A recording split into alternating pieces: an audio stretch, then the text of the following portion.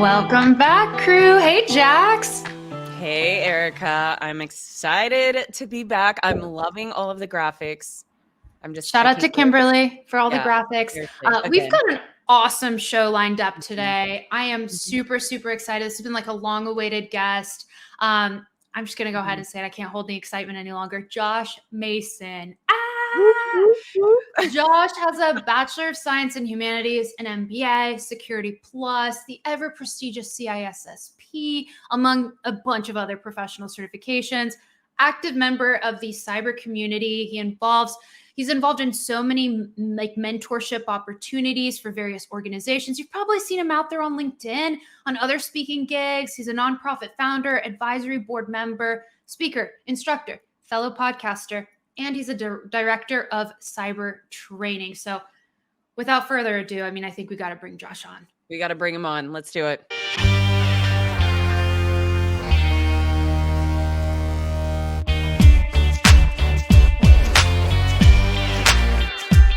Josh, welcome. Hey, how are you ladies doing? Erika, I need to take you with me on any speaking I do to do that intro. I was blown away. I was like, who is this guy? It's you. Hey, drum roll. Like we needed that. That. We've been waiting for this episode. We're talking about this for like a while now, Josh. So like we are just super amped to have you with us today. Super excited to just kick off the conversation and just, dive right in. Excellent. I love it. And Josh, I agree. I think Erika should just follow you around. So when you do a talk, you'll just be like, hang on one second, and then just walk off the stage and then let Erika walk up there and do the intro. Yes. Like your VIP. I love that. Now I know Erika covered some of your, like a smidge of your background, but before we like dive into everything, can you take a few, couple minutes and just share a little bit about who you are and the amazing Josh Mason? Sure. I usually lead because I'm a pilot, so you got to lead with it. I was a C-130 pilot in the Air Force. I'm a father to two beautiful little girls. I started my own company a few months back, and then got acquired by my good buddy Pete Hay and Arbitr Security and Arbitr Services. So, yeah. Alongside that long list of other things I guess I've been doing over a few years, that's me. Yeah. So yeah, it's clear that you've taken your education very seriously. You've had a long history here, teaching cybersecurity courseware to DoD personnel, your own personal education, your involvement in training, content creation for transitioning military. A common question that we receive all the time, Jax and I always get this, is how to prioritize learning. So kind of curious, just kick off the conversation there. Like, how did you prioritize your own learning? Can you give us a little bit of insight into, what got you where you are today and how learning has played a role? Yeah, definitely. I kind of break things down into three groups. There's what you need to do at like the present moment. So that might be job training, or if you're in school, the current, if you're paying for this semester right now, that what you're currently paying for. When I was at pilot training, that's all we did is pilot training. My wife is also a pilot, and we just buckled down and did nothing else really at all for like 2 years. But when you get into a steady rhythm, when you have a career, there's the training that you need to be better at your job. So that's like the first bucket. There's the training for the job you want to have down the line. And then there's the training for just to flex a little bit, to learn a little bit, to enjoy and try something new. So a lot of people, when they've gotten into cybersecurity, maybe they already have a degree, maybe they're already working on a thing. What is the next thing?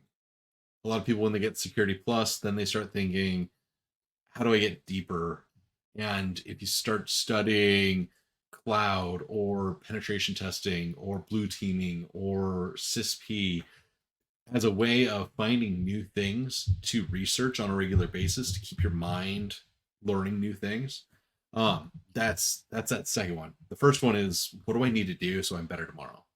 Like right now I'm working with Ansible a lot, and my a lot of my work time and free time recently has been trying to understand how Ansible works. And it's not something that I'm going to get a certification on, but something that's going to make me better at what I'm doing right now. Then there's I'm learning about woodworking so that I can have more fun in my hobby time. And then in between there, there's trying to figure out what is the next certification I might be going after, or I'm currently in a middle space of trying to decide if I want another cert or if I want to try to get a terminal degree. So you all understand that. Yeah. Yeah, absolutely. Erika knows she's the cert queen over there. Oh my gosh. And then I'm the bookworm college person. I prefer that though. Like I prefer like learning at my own pace. I'm not a big like cert person. Um I have a few, like a couple, but I think most of them have actually expired now, and I'm still successful. For anybody listening out there, it's like, oh my gosh, I need to get certs. It's not always a hard fast rule. Like you can do it other ways, and you've proven it, Mm-hmm. Josh. You've got that diversity with education, and now you're working in a director role for cyber training. So now you're training the Mm-hmm. next generation. So I'm curious. This is kind of a two-part question for you. Sure. What does your day-to-day look like as a director of cyber training? And the second part of that question would be for those that are listening to this or maybe looking to get into the world of, say, cyber training, what would be the skills you would recommend developing and them showcasing as part of their resume, for example? Yeah. So my day to day right now, we're fulfilling a government contract, building out training for JQRs, if you're familiar with that. What does DoD cyber training look like 6 months, a year from now? That's what we're focused on currently. For me, it's my day to day is usually checking in with the team, the others who are working on labs alongside me, as well as I've brought on new employees, so checking in with them. How are they doing? What do they need? Classic manager stuff. Are there any blockers? Is there anything I need to get you? Then there's checking in with my partners and teammates and seeing where is the business going? Where do we need, like, what customers or potential opportunities are we working on? So do I need to take potential client calls or partner calls? Um, we're also trying to flesh out what are our next training uh, piece is going to be while we're on this contract. We're also building out individual training, training for conferences or with organizations that want a hands-on, in-depth piece. So there's a few of those where it's looking at proposal or request for proposal, figuring out where we fit if we want to take those on, and then building out that proposal of we can build out this courseware and deliver it on this sort of timeline. Yeah, it's a lot of that. It is a unique niche, I'll tell you. Training for cyber, there's a lot more people who are doing the operational side than the training side. If someone has always thought, you know what, I want to be a teacher, I want to be a professor, but teaching a bunch of kids or teaching at a college just isn't really like what they find themselves doing. If they love cybersecurity and wanted to get more into that teaching side, there is still a need. There are a lot of certifications out there, and while it feels like there's a saturation of companies that can train those skills, if someone has a unique take on it, if someone has a unique mindset, if a new way of incorporating technology, um, really it's understanding what the market need is and aiming towards that. It is unique. My military training background, I taught at the Air Force Special Operations School. Um, and having an MBA and being able to assess the market and see where those gaps are and what courses we want to build or go after in order to differentiate ourselves. It's a different way of looking at things than a lot of other folks. So can't give you like a roadmap to get there, but that's kind of the mindset and the day to day behind it. Yeah, and you brought up a really good point I want to highlight here too. You said, there's still room for individuals for cyber training, even though it may seem like there is a plethora of companies that are doing cyber training. Do you think that maybe an individual's that has been in the field for, let's just say, I'd say they need to have some baseline understanding. So let's say 3 to 5 years, and they were wanting to do some cyber training.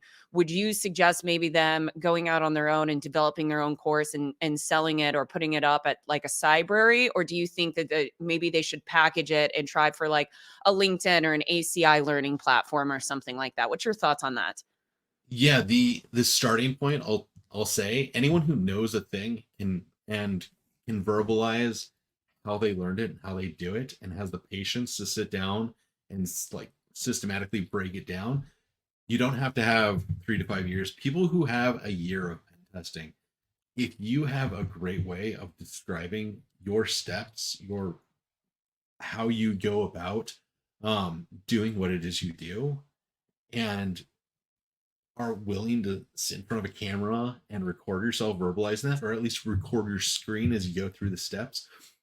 It could be YouTube, it could be LinkedIn Lives, it could be Twitch, it could be TikTok. Do it in like a 3-minute or a 1-minute segment in, long vertical, and post it out there. My take is if you're interested in doing that, do it. And it's a great way for people to know who you are and what skills you have. If you're in a job, but you're not sure you're getting the visibility of your skills at your job, and you're not sure you're building out skills that you can show to someone easily on a resume, the cyber version of having a portfolio, in my mind, is having Git, projects that you've worked on, and then capture the flags or the labs, try hack me, hack the box, all of those. And even on top of that, if you have a Udemy course, which I don't think costs very much to like post, all you have to do is record something. You could use like $15 camera, a simple microphone, and OBS, which is free. Go through whatever it is that you do in virtual machines or on labs, record it, put it on YouTube, share it with people, put it on Udemy. That's a stepping stone, and it doesn't have to be for the end of eventually becoming a director of cyber training or a cyber educator. It could just be your way of helping people, highlighting your skills, and getting a job or getting your first job even. That's what I recommend to a lot of people. A lot of our friends have done that exact thing, and that's what a lot of Cyber Supply Drop and New Village was about. We could probably go on for a little bit about the people that we know who have done exactly that. Yeah, no, I love it's that. great. It's Yeah. great. I think of just like people learning in different ways too. And people need different, formats. Like some people want the rigor of like, a certain type of program. Some people want a boot camp. Some people want a certification to, have an exam to take at the end to show for it. But really, it's just like, how do you put content out there? If you're passionate about something, if you have a good way to wrap it up. I also think I love what you said about the less, like you may have 1 year of experience, right? Like if I think of myself back then, and I'm like, ooh, I was a first year associate trying to wrap my head around containers. I probably would have had imposter syndrome trying to teach it. But now, hindsight, I could say I probably had a unique take on how to take that content to somebody who was just starting out and learning and trying to understand the basics. There's beauty in that. So that's great advice. Yeah. So, this goes really really well with the next topic I want to talk about, because it really feeds into this like wonderful community that we're a part of. Mhm. You're here on Simply Cyber. I know that this is something that this entire community is big on. We love learning. We love knowledge sharing. You are super active in this community, and I personally, I know Jax feels the same way. Like we admire it. We love your content. Every time we see your name, we're like, yeah, Josh is doing big things for the community. So curious, like, what's your take? How do you stay so active in the community? Like, what keeps you energized? What about this community helps you to stay passionate about it even? What's wild is it doesn't take that much. It's a matter of showing up and putting in a little effort here and there. Um, the difference between being a someone who just takes from the community and someone who gives into the community is like 10 minutes a week. We mentioned it before. Kim, like, I don't know, you know Kim, I know Kim. A lot of people know Kim, but like most of the world doesn't. Uh, but she puts in hours trying to make graphics and great things for all of us. Um,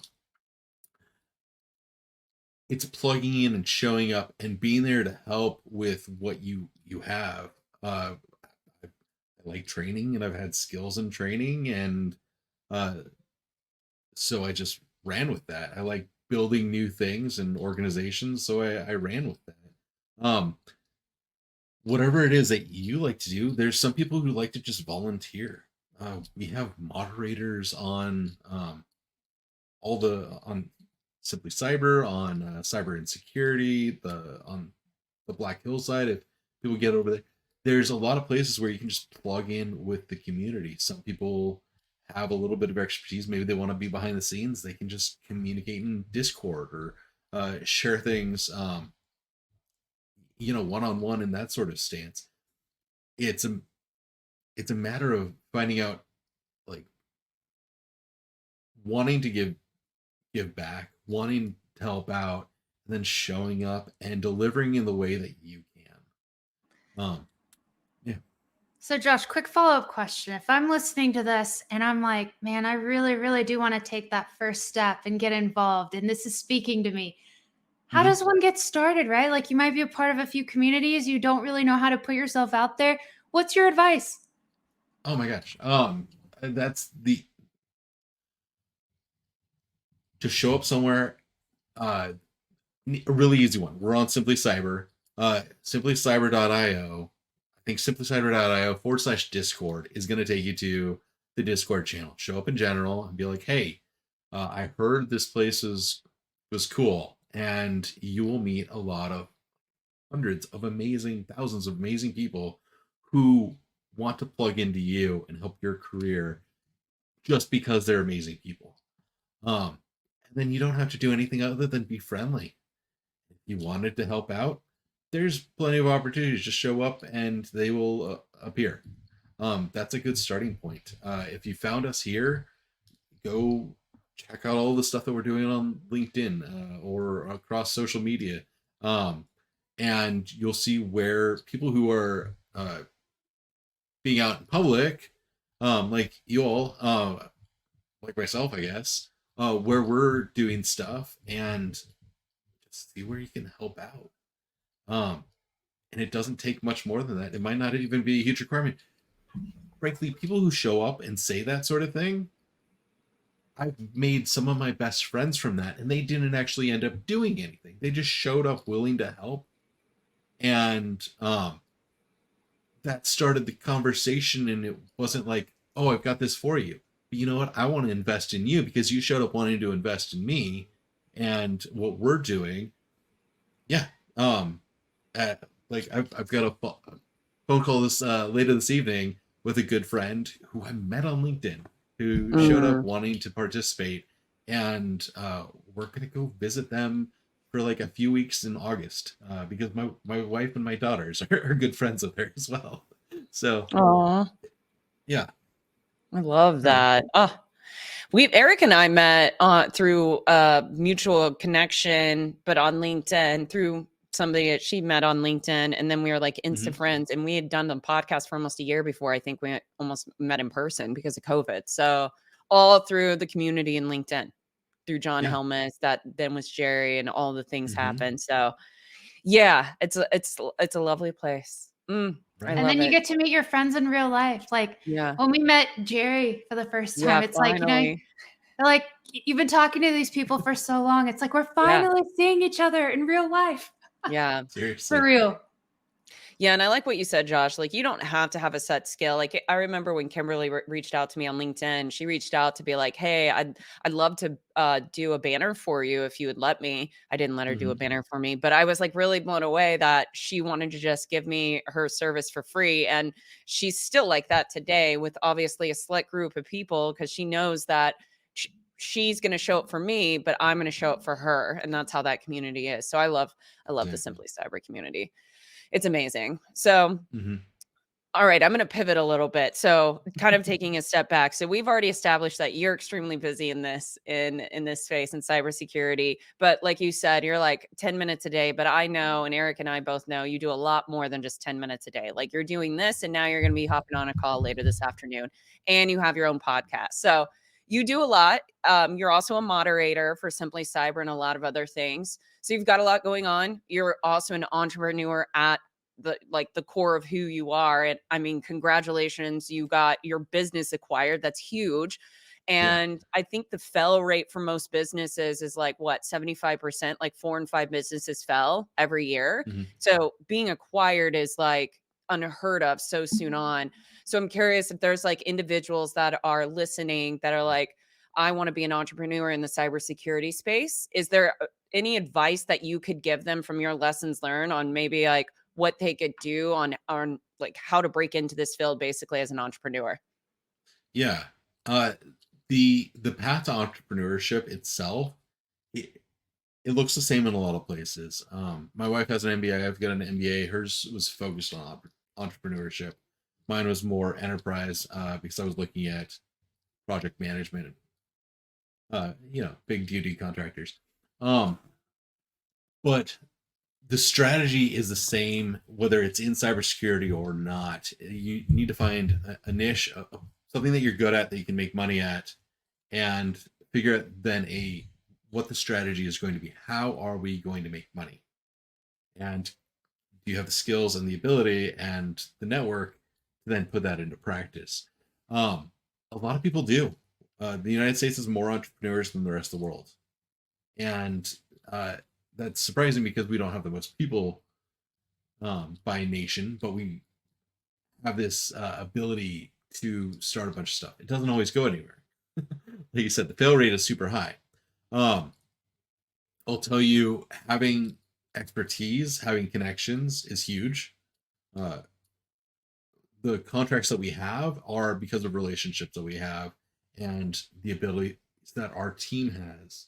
And we've built out this team for that reason. Again, based on relationships from past experiences. We've all worked together in the past for other people, and it was organic of I'm doing this thing. Excellent. Let me come join you. Or I need someone who can do this. And again, because the network, when I was told we have the budget to bring on 2 more people, I said, "Ooh, I got a person who I want to bring on." I I didn't put out that I'm hiring on LinkedIn or to a job board. I went to a person and I said, "Come join me. Please come join me. What will it take for you to come join me?"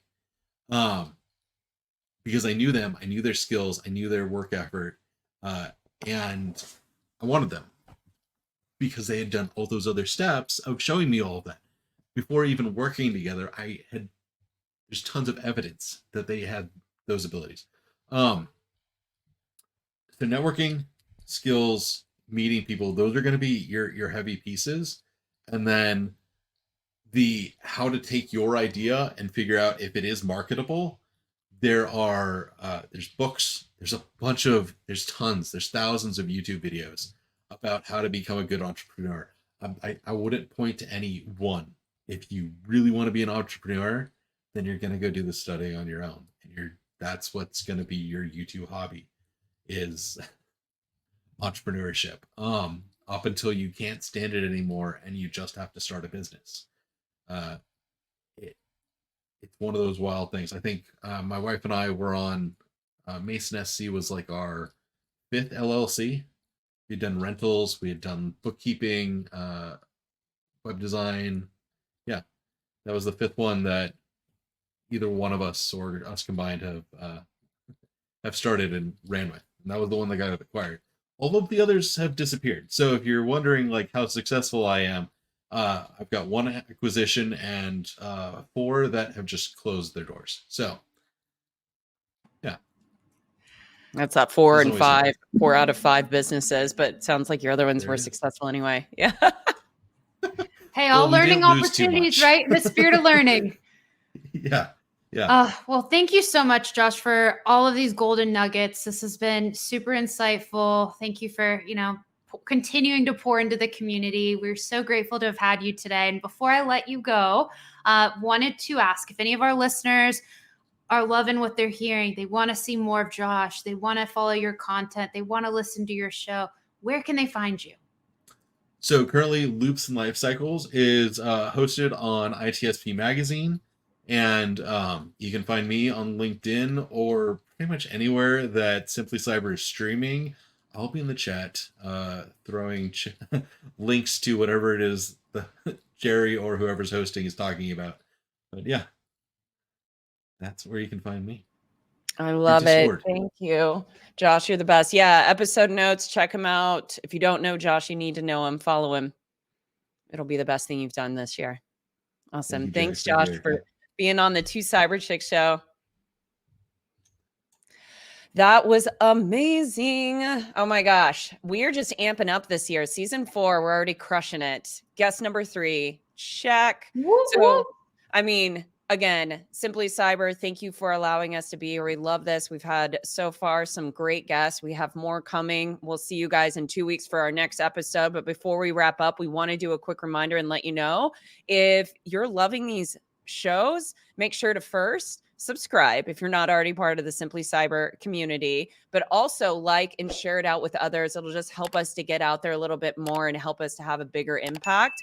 But also on top of that, if you've got somebody you think would be a great guest, let Eric and I know by emailing us at our email address at 2, that's the number 2, cyberchicks@gmail.com.